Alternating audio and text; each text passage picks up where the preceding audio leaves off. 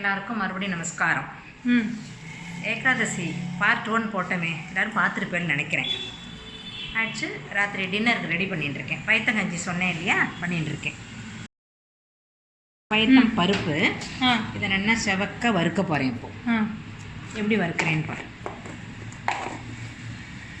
Stove on பண்ணிவிட்டேன். Part 1 எல்லாருக்கும் பிடிச்சிருக்கும்னு நினைக்கிறேன். மணி 6 ஆயிடுத்து. நாங்களாம் ஏர்லி டின்னர், அதனால் இப்போவே ரெடி பண்ணினேன்னா ஒரு 7 கஞ்சி குடிச்சிட்டு படுத்துக்கிறதுமோ 10 மணிக்கு தான் படுத்துப்போம். சாப்பிட்றதுக்கு 2 மணி நேரம் முன்னாடி சாப்பிட்றது நல்லதுங்கிறா இல்லையா, அதனால் ரெடி பண்ணிடுவோம். அப்புறம் கோயிலுக்கு போனேன். கோயிலுக்கு போயிட்டு மயிலாப்பூர் போயிட்டு வரத்தே ஆத்திக்கீரை, நெல்லிக்காய் எல்லாம் வாங்கி நாளைக்கு துவாதசிக்கு வேண்டியதெல்லாம் ரெடி பண்ணிட்டேன். ஆமாம், பூசணிக்காய், அப்புறம் நெல்லிக்காய், தயிர் பச்சரிக்கை, ஆத்திக்கீரை கறிக்கெல்லாம் வாங்கிட்டு வந்துட்டேன்.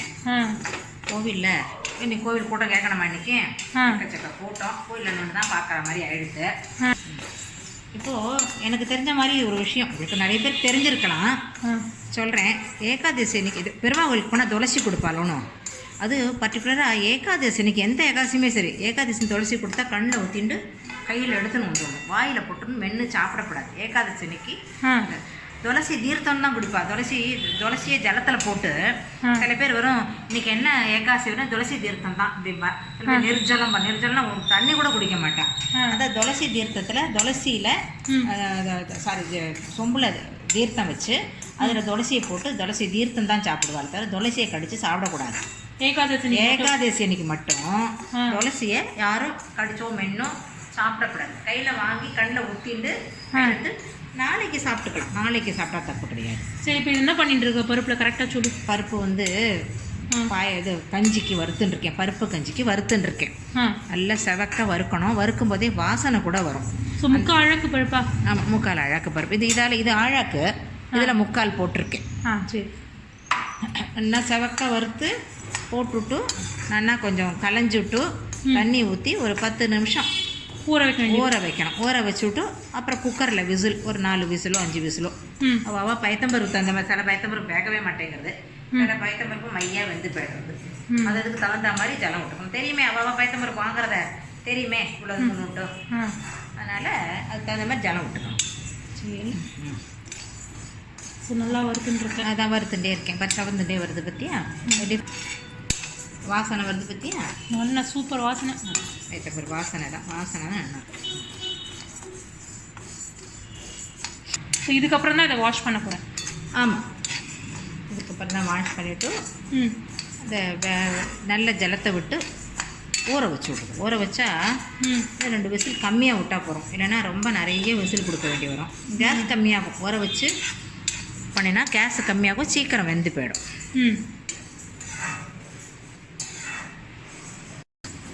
இப்போ கலர் டிஃப்ரென்சஸ் நல்லாவே தெரியுது. நல்ல ஃபுல் எல்லோ, இதில் பார்த்தீங்கன்னா கொஞ்சம் ப்ரௌனாக தெரியுது பாருங்க. இதுதான் டிஃப்ரென்ஸ். கருகப்படாது. இந்த சிவப்பு கூட நல்லா இருக்கும். சிவப்பு வந்துருக்கு பார்த்தீங்களா, இதுக்கு அடுத்த ஸ்டேஜ் போகக்கூடாது, கருகி போயிடும். ஸ்மெல்லில் கண்டுபிடிச்சிடலாம். ஆமாம், ஸ்மெல்லில் கண்டுபிடிச்சிடலாம். ஸோ அணைச்சாச்சு.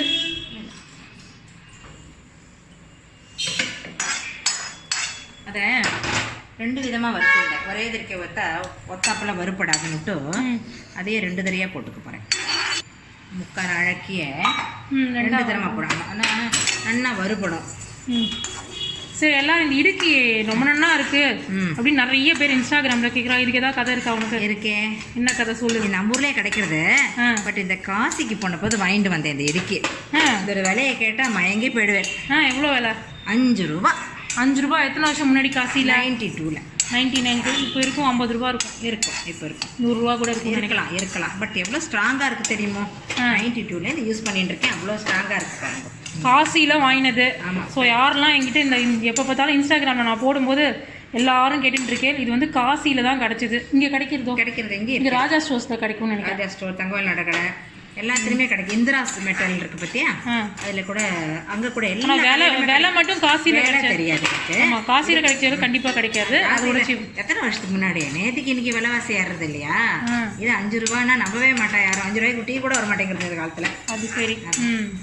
அதனால் அது வச்சுருக்க நல்லா ஸ்ட்ராங்காகவும் இருக்குது.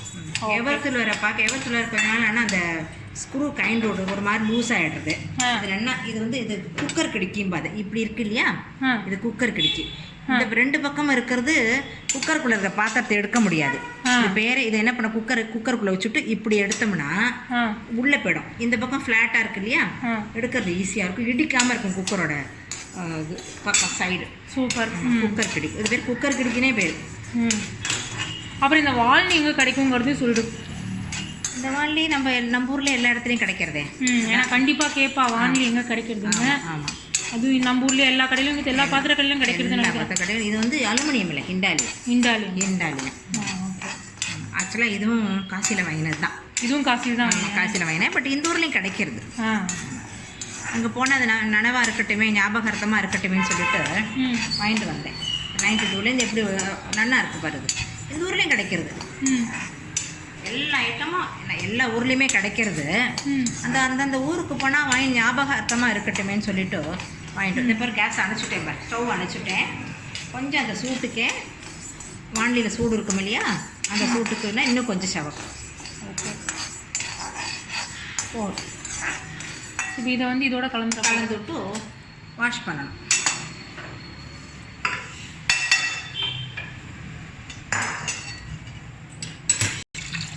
சூடும், அதுக்கு தான் இப்படி பண்ணுறேன். பண்ணால் ஆறி போயிடும். குழச்சி வச்சிடும். வாமாக தான் இருக்குது, பட் கை பொறுக்கிற சூடாக இருக்குது.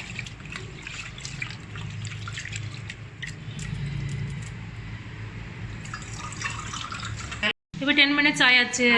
இப்போ மறுபடியும் குக்கரில் வச்சுட்டு ஜலம் ஊற்றிட்டேன். ஸ்டவ் ஆன் பண்ணிவிட்டு இந்த வெயிட்டையும் போட்டுட்டேன். சரி, நல்லா தாராளமாக 6 விசில் வைக்கலாம். அதுக்கு தாராளமாக 6 விசில் வச்சா நல்லா குழஞ்சிடும். நம்ம போட்டு மெசிக்கவே வேண்டாம், நல்லா குழஞ்சிடும். சரி, நம்ம இப்போ 6 விசில் அந்த விசிலேருந்து திறக்கும் போது பார்க்கலாம். ஸோ 6வது விசில் வந்தாச்சு. இப்போ நம்ம அணைக்க போகிறோம். அமுதம் அப்படின்னு போட்டிருக்கு. அமுதம்லாம் ஒன்றும் இருக்கா இங்கே? இருக்கே. அமுதத்தில் சாமான்லாம் இப்போ ரொம்ப நல்லா இருக்குது. ஆனால் அது டிபார்ட்மெண்ட் ஸ்டோர் ஆட்டமாக செல்ஃப் சர்வீஸ் எல்லாமே நம்மளே போய் பார்த்து எடுத்துக்கலாம். இது நம்ம அமுதமா? ஆமாம், நம்மளே பார்த்து நமக்கு என்ன வேணுமோ பார்த்து எடுத்துகிட்டு கவுண்டரில் கொண்டு கொடுத்தா அவங்க பில்லு போட்டு எடுத்துன்னு வந்துடலாம். ரொம்ப நல்லா இருக்குது. இப்போ வெளியோட சீப் கூடயோ? ரொம்பவே சீப்பு. எம்ஆர்பியோட கம்மியாக கொடுப்பான்ல. அதாவது அமுதம்னு போட்டதெல்லாம் கொடுக்க மாட்டான். மற்றது வந்து இந்த சர்ஃப் எக்ஸல், அந்த டைடு, இந்த மாதிரி சோப்புக்கெலாம் டேக்ஸே கிடையாது. அப்புறம் ஆயில்லாம் மெயினாக அங்கே வாங்கினா நல்லாவே ஒரு பேக்கெட்டுக்கு 20 ரூபா, 15 ரூபா, 20 ரூபா போல் சீப்பாக கிடைக்கிறது. டேக்ஸ் கிடையாது அதுக்கு. ஓகே. அமுதம் போட்ட பேக்கெட்ஸ்க்குலாம் வந்து அதே ரேட்டு தான். அதே ரேட்டு. ஏன்னா அவன் ஆல்ரெடி அதை கழிச்சு தான் கொடுத்துருப்பான். மற்றபடி அவுட் சைட் ப்ராடக்ட்ஸ்லாம் டேக்ஸ் கிடையாது. ஒரு சாம்பிள் ஒன்று எடுத்துக்காமிய.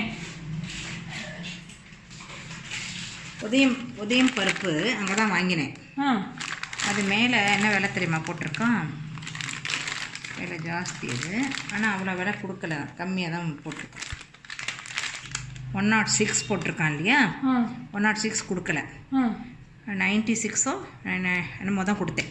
ஒரு ஞாபகம் இல்லை உனக்கு. ஒரு 10 ரூபா கம்மியாக டேக்ஸை இப்போ குறைச்சே கொடுத்தேன். ஆமாம். வெள்ளை கணக்கு சொல்லிட்டு போ. 3/4 அழகு பருப்பு எடுத்துட்டேன் இல்லையா. ஆமாம், கொஞ்சம் குறைச்சலாம். 3/4 அழகு சரிக்கு சரி போட வேண்டாம். ரொம்ப திதிக்கும் இல்லையா? ரொம்ப திதிக்கும் குடிக்க முடியாது. இன்றைக்கி டின்னரே அதானே. ஸோ ரொம்ப திதிப்பாக இருந்தால் குடிக்க முடியாது, திகட்டுமே. அதனால் இந்த அளவு போகிறோம். ஓகே. நல்லா குழஞ்சி கொடுத்தோம். இதெல்லாம் கொஞ்சம் ஜலம் விட்டு இது பண்ணிக்கலாம். ஒரு கரண்டியை போட்டு காட்டுறேன். ஓகே, வசிக்கவே வேண்டாம் பாரு. ஊறவும் வச்சு 1க்கு 4 ஜலம் வச்சேன். 3/4 அழகுக்கு 3 டம்ளர், 3/4 டம்ளருக்கு 3 டம்ளர் ஜலம் வச்சேன். 1:4 ரேஷியோ வாட்டர். ஒன்றுமே பண்ணல. 6 விசில் வச்சேன். பார்த்தியா? 6 விசில். மெசிக்கவே வேண்டாம், அப்படியே சரியாக போயிடுது. சூப்பர். இந்த இதில் வந்து கொஞ்சம் நல்ல ஜலத்தை விட்டு அலம்பி விட்டுணுன்னு வச்சுக்கோயேன். எக்ஸ்ட்ரா வெள்ளத்துக்கு ஜலம் விட வேண்டாம். ஓகே, காட்டுறேன் பாருங்க.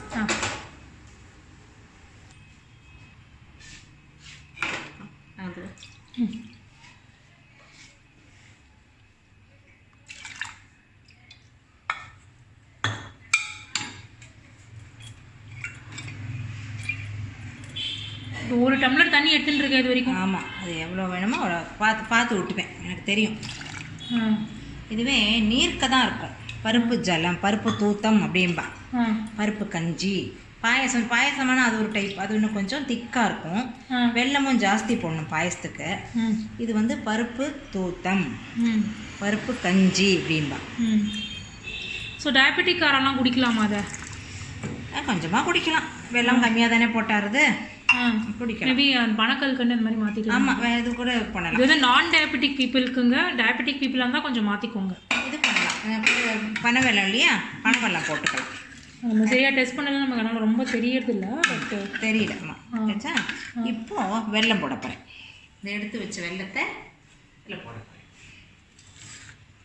கரையெல்லாம் விடுவானால ரொம்ப ஈஸியாக இருக்குது. இல்லை இந்த பாகெல்லாம் வைக்காது. அது பாகு கிடையாது, வெல்லமும் நன்னா இருக்குது, பார்த்தா தெரியும். சில வெள்ளத்தில் கிடையாதோ இது கிடையாது, அந்த கரும்பு பீஸாக இருக்கும், அதெல்லாம் இல்லை. அப்படி இருந்ததுன்னா அதை ஜலத்தை விட்டு கரைச்சி வடிகட்டி வச்சுக்கணும், பாகுக்கு வைக்கிற மாதிரி.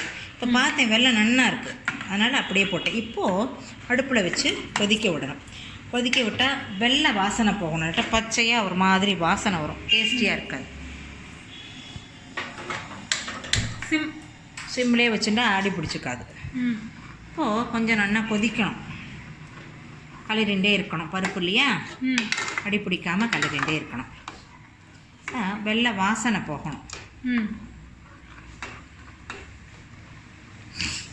வெள்ளத்தை இந்த மாதிரி பொடிச்சு வச்சுட்டாக்க அந்த சில பேர் டக்கு டக்குன்னு பழவியில் வச்சு தட்டின்னு இருப்பா. வெள்ளம் வாங்கிட்டு வந்த உடனேயே கத்தியாலேயோ இல்லை, நாங்கள்லாம் அருவாமனை யூஸ் பண்ணுவோம். கீழே பேப்பரை போட்டுண்டு இல்லை அலுமினியம் முறம் வச்சுட்டுருக்கோம். அலுமினியம் முறத்தை வச்சுக்கிண்டு அதில் கையால் சீவனம், வெள்ளம் சீவறதும்பா. சீவி வச்சுட்டு அந்த சமயத்தில் எங்கே கழுவி தேடுறது, இதெல்லாம் இடிக்கிறது பொல்லாம் பாண்டவே வேண்டாம், அழகாக நீட்டாக இருக்கும். அப்படி பண்ணி வச்சுட்டேன். சரி, நீ முன்னாடி ஃபுல்லாக கல்ச்சட்டி கிளே பாட்டில் தான் சமைச்சிருந்தேன், உன்னை பார்த்தா நானே கற்றுனேன். இப்போ ஃபுல்லாக ப்ரெஷர் குக்கருக்கு மாறிட்டே நீ. எல்லோரும் என்னை கேட்க மாட்டல, அவங்க அம்மா வந்து இப்படி இருக்கா, நீ வந்து மாறி இருக்கேன்னு கேட்க மாட்டல. என்ன ஆச்சு உனக்கு சொல்லு. இல்லை, எனக்கு வயசாகிடுது இல்லையா, வெயிட்டு தூக்க முடியல, என்னால் முடியல, கை தவறி போய்டுறது, அதெல்லாம் போட்டால் உடஞ்சி போயிடுமே. இப்போ கூட 1-2 கச்சிட்டி வச்சுருக்கேன், குழம்பு கச்சிட்டி பார்த்தேன். கிளே பாட்டு இல்லை, அது ஃபிலிம், அதாவது சில சமயம் கச்சிட்டி பார்க்க கிளே பாட்டு வந்து கீழே விழுந்தா உடஞ்சே போய்டுறது. அது மாதிரி 2-3 போட்டு உடச்சி கூட விட்டேன், பாத்திரம் தேக்கரையும் பெருன்னு போட்டு உடச்சி கூட விட்டேன். அதனால் வேண்டாம், சரி இப்போது நிறையா சாப்பிட்டாச்சு, போகிறோம், நமக்கு வயசாகிடுச்சு, இப்படி மாற்றி விடலாமேன்னு மாற்றின்னு விட்டேன். அதுக்கு நீ மாறிக்காத, நீ சின்னவ தானே, அவனால் எடுக்க முடியுமே, அதுதான் நல்லது. ஸோ கொதிக்க ஆரம்பிச்சாச்சு. இப்போது இன்னொரு 2 நிமிஷம் கொதிச்சுட்டு அணைச்சி விடலாம். அணைச்சிட்டு பால் விடணும். ப்ரெஷர் குக்கரே வெயிட் அது கனமாக இருக்குது இல்லையா, அதனால் கொஞ்ச நேரம் கொதிச்சா அப்புறம் அந்த சூட்டுக்கே இந்த பாயசம்லாம் இதில் பண்ணால் என்ன பண்ண தெரியுமா, சேமியா பாயசம் பண்ணாக்க சேமியா பாயசம் வெந்தம் விட்டு சர்க்கரையை போட்டு மூடிடுவேன். வெண்ணெய் கழிச்சு தந்து பார்த்தா சர்க்கரை கரைஞ்சிருக்கும். அப்புறம் பால் விட்டால் போட்டு நல்லா காய்ச்சின பாலை சூடாக அதில் விட்டுடுவேன். திருப்பி கொதிக்க விட மாட்டேன், பாலை விட்டு. சம்டைம்ஸ் பால் விட்டு கொதிச்சா திரிஞ்சு போய்டும். ஸோ ஆனால் இந்த ப்ரெஷர் குக்கரில் அது ஒரு அட்வான்டேஜ் இருக்குது, சூடு இருந்துகிட்டே இருக்கு இல்லையா, அதனால். ஸோ ஆச்சு. இப்போ நான் வந்து ஸ்டவ் ஆஃப் பண்ண போகிறேன். ஆஃப் பண்ணிவிட்டு பால் விடுவேன். ஆல்ரெடி பாலை காய்ச்சி வச்சுருக்கேன். காய்ச்சின பால் தான் விடணும் இருக்குது. அப்புறம் நமக்கு கொதிக்க விட போகிறது இல்லையா, காய்ச்சின பால் தான் விட போகிறேன். ஸ்டவ் ஆஃப் பண்ணிடுறேன்.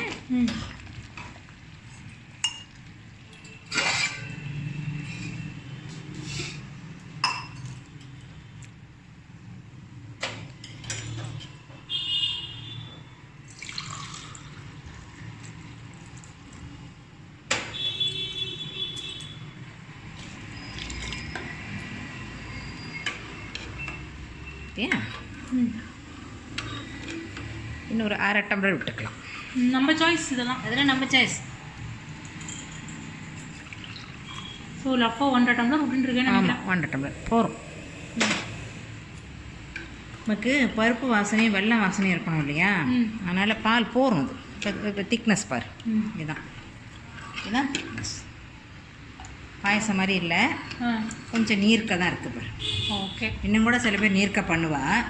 பட்டு நைட்டு பசி தாங்கணும்ல, காத்தால சாப்பிட்ற 2 ரொட்டி சாப்பிட்டது தானே, அதனால் கொஞ்சம் இப்படி இருக்கட்டும். பட் டேஸ்ட்டில் தெரியுமே, பாயசத்துக்கு இன்னும் திக்க இது வெல்லம் ஜாஸ்தி இருக்கும், வெல்லம் கம்மி தானே. இப்போது ஏலப்பொடி போட போகிறேன். இதெல்லாமும் நம்ம சாய்ஸ் தான். இல்லை, ஏலப்பொடி போட்டால் வாசனையாக இருக்கும். ஆமாம். உடம்புக்கு ஏலப்பொடி உடம்புக்கும் ரொம்ப நல்லது இல்லையா? போடு. ஓ, ஒரு வாட்டி கலரி விட்டுட்டோன்னா ஆச்சு.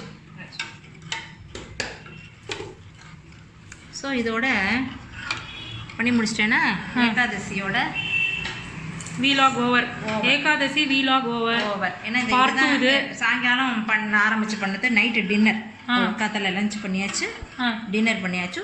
ஏகாதசி ஓவர். நீ வீலாகுங்கிற, நான் சமையல் ஓவர்.